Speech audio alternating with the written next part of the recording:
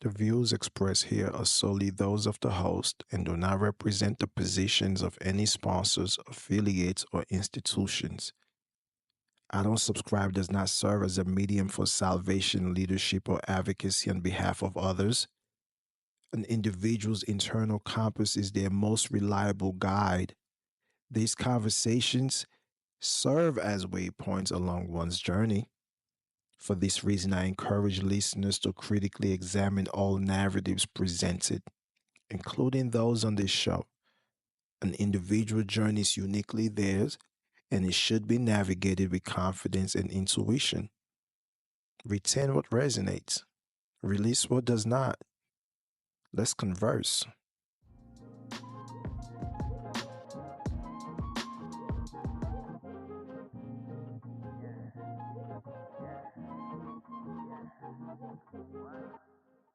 What's good with you? How you feeling? Welcome to I Don't Subscribe with yours truly, Ibrahim. This is episode 1 of series 1, and today we are going to talk about the invisible advantage. The invisible advantage is what we will be discussing today. But before we do so, I would like to take a moment to remind you that this show is made possible by House of Lone Wolf, pioneers in converting adversity into measurable executive performance. While traditional consultants focus on managing trauma, House of Lone Wolf engineers frameworks that transform survival instincts into competitive advantages. Fortune 500 clients report faster crisis resolution and stronger team cohesion through trauma informed leadership methodologies. For organizations seeking revolutionary approaches that deliver quantifiable results, visit houseoflonewolf.com. That's houseoflonewolf.com, where your childhood battles become powerful tools for success in the boardroom. The first thing I want to talk about is the paradox of power, but I would like for you to give me a moment to go back to my 12-year-old self as I navigate the hallways of St. Edward's Catholic Secondary School, also known as the May Park Boys. My academic journey was no ordinary one. It unfolded like a remarkable narrative with a significant achievements. I did not just advance through traditional grade levels. I transcended them with astonishing speed. I went from the third to the fifth, and then with determination and intellectual curiosity, I ascended from the fifth to the seventh grade. Each of these strides wasn't just a matter of skipping a grade. They were a vivid testament to my accelerated intellect and my remarkable ability to adapt to new challenges with confidence and vigor. Many proudly called it academic excellence. Yet they overlooked the burdensome invisible backpack I carried brimming with the weight of traumatic experiences. Can you imagine being in school where you spend a third of your day rubbing the sting off your backside? Because in Africa, you can't talk back to the teacher, you can't answer the question wrong, you definitely cannot show up to school late. You will get your behind whooped. Each of these hardships that I endure was truly like a stone silently dragging me down. Yes, I was being celebrated because of my achievements, but no one understood the depth of my struggle. This same academically gifted child spent restless nights listening to the sound of his mother's footstep. But yet the sound never came. Not because she had left for America, but because from the age 4, my mother made me live with my grandparents. So at that moment, the void was already there, and I learned how to fill it with resilience. I was shuttled from my grandparents' home to my aunt's. I was treated at times as if I was a burden. but yet I draw all of my strength from my circumstances and I sought out love from my estranged father. I was determined to protect myself in a world where stability was scarce. I learned how to scan every room from opportunities, adapting these surroundings and honing instinct that would empower me long before I could actually tie my own shoes. Now, if this resonates with you in your office corner, and you are making crucial $1 million decisions that can potentially transform the lives of thousands, then you must understand that you have to own that power and take the initiative to inspire significant change. It's time to take action and make the influence felt. You dig? I'm not suggesting that people had the same experience as I did, but I believe that the journey to the C-suite was powered by the adaptive mechanism one developed long before they learned about executive leadership. People's path may differ, but the resilience they forge from their past challenges is a remarkable thread that unites them. Essentially, conventional leadership training frequently overlooks critical truth. The hypervigilance that exhausted people in board meetings are not flaws, they are survival mechanisms developed from childhood uncertainty. The instinct to detect subtle shifts in team dynamics are a vital skill honed from recognizing the unpredictable moods of those around you. Additionally, the ability to make rapid decisions under extreme pressure is a strength forged when no one had alternative.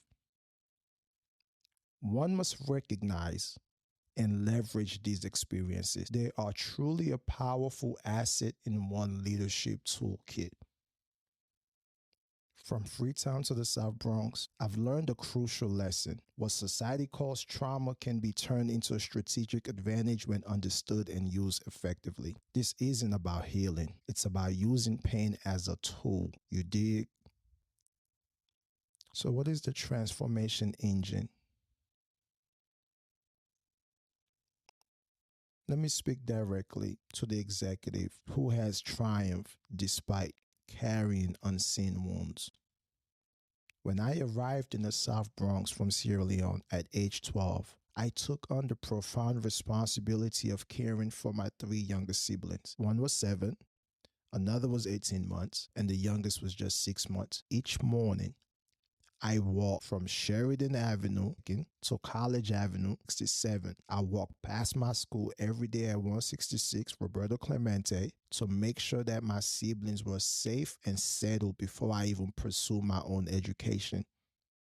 So what society may label as a disadvantage, over time I recognize as a powerful leadership training that is more enriching than any MBA. This experience has undeniably equipped me with essential skills that I now confidently possess. First, I have embraced hyper-responsibility, where I prioritize the needs of others while expertly managing complex logistics. Some refer to this as executive function. I excel in orchestrating multiple tasks to achieve optimal outcomes. Second, I have mastered cultural adaptation, seamlessly navigating between my native culture and the Black American norms.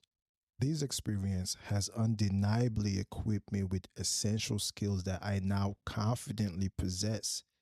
First, I have embraced hyper-responsibility, where I prioritize the needs of others while expertly managing complex logistics.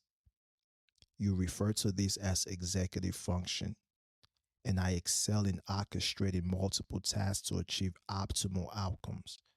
Second, I have mastered cultural adaptation, seamlessly navigating between my native culture and the Black American norms. This skill represents what you call change management, and I am adept at bridging diverse perspectives. Third, I have developed strong emotional regulation, allowing me to control my responses in urgent situations rather than simply reacting. This aligns with your crisis leadership concept, showcasing my ability to lead decisively and calmly under pressure. These competencies reflect my commitment to personal and professional growth, and I stand ready to leverage these skills in any environment. You dig? The Fortune 500 COO shared, I used to lose sleep over layoff decisions. Now I make tough calls in 20 minutes. This transformation wasn't a miracle.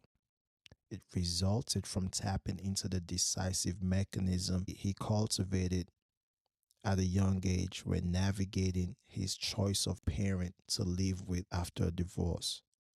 This is the power of transformation that we all possess. You dig? This is the essence of the Fero framework, a robust system that empowers you to leverage your forged executive adaptive responses as decisive leadership advantages. It is crucial to recognize this adaptive mechanism you've developed and learn how to wield them effectively in your leadership role. When you realize that your hypervigilance is advanced pattern recognition, stop resisting and harness it.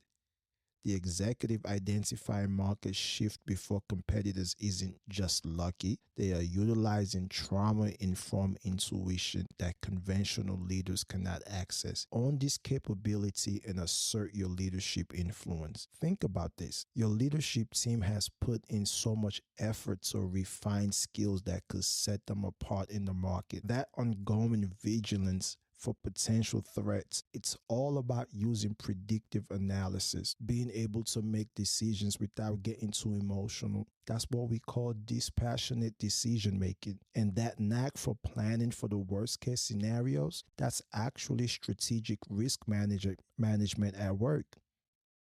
I have observed that executives can effectively shorten decision making cycles from 30 days to 48 hours by harnessing this mechanism, not necessarily through implementing new technology or using consultants, but by gaining insights into how their nervous system processes information.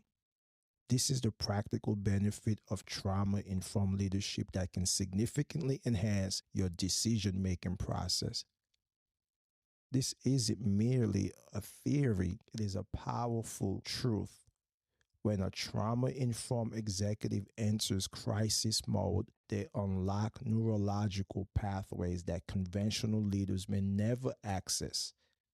The executive shaped by unpredictability possesses a unique neural architecture cultivated through necessity, allowing for remarkable rapid adaptation in the face of challenges. You dig? So what are the strategic implementation? I'm not saying you should stay wounded. Your ability to adapt from those wounds is a valuable asset you haven't fully tapped into. You did. To capitalize on these advantages of hypervigilance, forward-thinking leaders can implement a robust strategy of dedicated time for pattern recognition. Imagine an executive rising each morning, the world still quiet, and intentionally carving out a serene 30 minutes to dig deep into the rich tapestry of market data. As they immerse themselves in this analysis, they are not just looking at numbers. They seek discernible trends that breathe life into the market landscape and subtle anomalies that only an astute mind can detect. This focused practice empowers them to make well-informed decisions and provide vital foresight to anticipate market shift, allowing them to stay several steps ahead of competitions. By embracing this proactive approach, they significantly enhance their strategic prowess and position their organization for unparalleled success. The leader who has navigated abandonment challenges now brings valuable insight to retention strategies, not solely based on academic knowledge, but through an intuitive understanding of the factors that influence individuals' decisions to remain with an organization. You did. The C-suite team that embraces this approach can unlock three powerful outcomes. First, decision velocity can soar by approximately 30% when you channel your adaptive mechanism rather than fight against them. Decisions that once took a week can be made in just days. Second, team cohesion can strengthen by about 25%. By acknowledging their adaptive patterns, leaders create an environment where psychological safety flourishes organically, enhancing collaborations and trust. Third, innovation can accelerate dramatically. The most creative solutions often arise from those who have mastered the art of problem solving with limited resources, leading to remarkable breakthroughs. You did? I've had the privilege of walking alongside executives through this transformation, and I often see a sense of relief wash over them. They usually exclaim, "Wait, I don't have to pretend anymore." And the answer is a heartfelt no. Your greatest strength as a leader might be what you've been taught to keep hidden. Embracing your past experience isn't just about acceptance, it's an excellent step towards unlocking your leadership potential. Let's celebrate that journey together. You dig? From Freetown to the South Bronx, to your boardroom, the truth is clear. What was meant to break you has made you unique. Your trauma isn't a flaw to hide, it's knowledge to harness. Your past isn't a burden, it's your greatest strength. Your scars aren't marks for weaknesses, they are powerful tools to use. You dig? This is I Don't Subscribe, where every challenge you face becomes a defining moment that sets you apart. Your past empowers you, and your trauma serve to strengthen you. This is the power of the Feral framework. Your adaptive responses will undoubtedly become your most significant leadership advantage. Embrace it fully. Until then, I would like to take this moment to say thank you once again to House of Lone Wolf for their support and making this conversation possible. And remember, every opportunity outweighs the problem when viewed through a different lens. Because conventional wisdom will lead people to believe that scars represent brokenness, when in fact these scars highlight immense potential, dangerous to mediocrity, challenging the status quo, defying limitations. Until then, I'm Ibrahim, confidently questioning what deems normal in society because I don't subscribe. Niggas is lying, and that make all the difference. Salute. You dig?